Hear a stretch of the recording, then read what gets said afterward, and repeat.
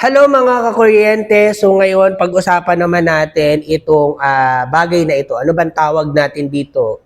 Pwede bang paki-comment natin kung ano yung tawag natin dito sa hawak kong ito, no? So ngayon, pag-usapan naman po natin ito. Isa po ito sa mga types of non-metallic conduits kasi marami po kasi mga types of non-metallic. So nung una pinag-usapan po natin, ito po ay RNC.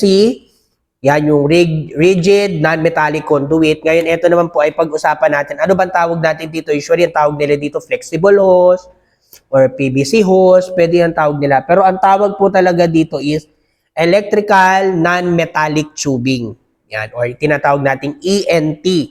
Yan. So, kaya kung bibili kayo sa hardware, ENT, usually hindi rin talaga nila alam yung mga ganito.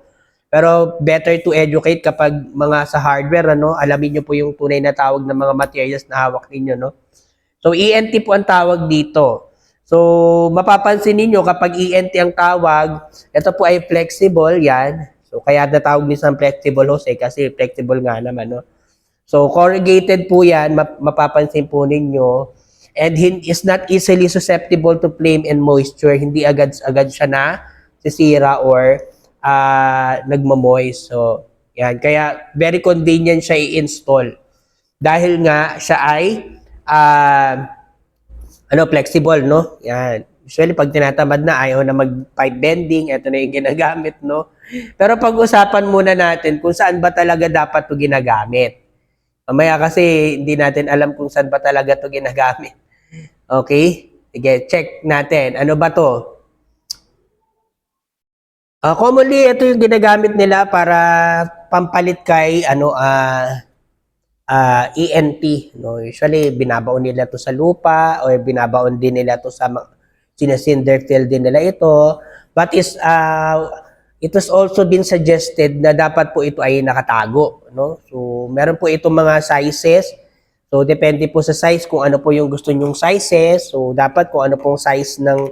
Ito naman ay na-adjust naman ito, no? Ito po ay 1/2. Tapos kung tatanggalin nyo po ito ay 3/4. So, ganun din po. Ayan, 1/2. O, yeah, pwede naman natin yan ilagay. So, depende po kung medyo nagtitipid tayo kasi mas mura nga naman ito. Hindi ako nagkakamali, parang 10 pesos per meter yata ito ngayon o 11. So, yun. So, yun guys, no? So, ang tunay na tawag po dito is ENT. Pero I respect kung ano man yung tawag nyo dito. So, siguro marami naman magagalit sa akin. Ganyan. So, sige, kayo na po bahala.